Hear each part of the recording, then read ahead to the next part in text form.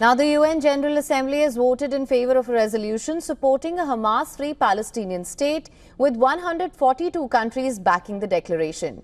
The resolution, known as the New York Declaration, condemns Hamas's attacks on civilians, demands the release of all hostages, and calls for a two-state solution between Israel and Palestine.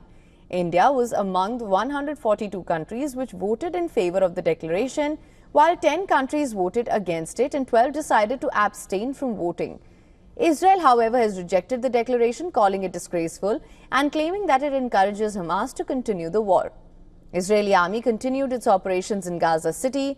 A series of explosions were witnessed in the Gaza Strip on Friday, as Gaza Civil Defense Agency claimed that at least 50 people were killed in the city in Israeli strikes in a single day. The Israeli army raided and shut down the houses of Palestinian gunmen who allegedly opened fire at a bus stop in East Jerusalem last Monday, killing 6 people and wounding others.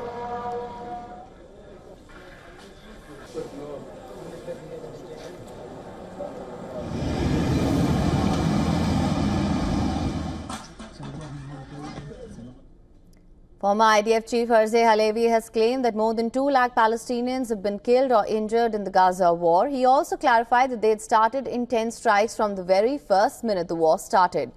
Meanwhile, UN officials condemned humanitarian crisis in Gaza while saying that the unmistakable smell of death was everywhere. The race against time, against death, against the spread of famine feels as if we as humanitarians are running through quicksand.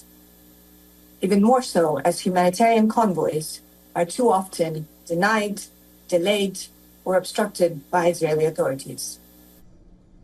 Thousands of protesters gathered in Yemen's capital Sana'a on Friday in a weekly demonstration to express solidarity with Palestinians in the Gaza Strip. This comes after Israel launched another round of heavy strikes in Yemen on Wednesday, killing dozens.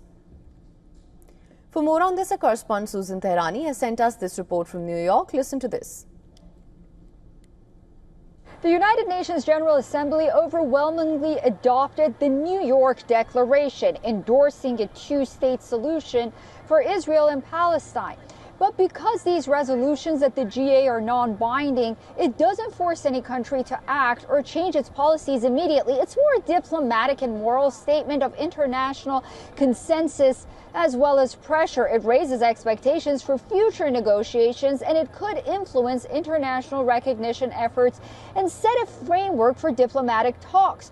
But without enforcement, its effectiveness depends on how willing the parties are to ultimately follow through. Susan Tehrani reporting from New York for WION World is One.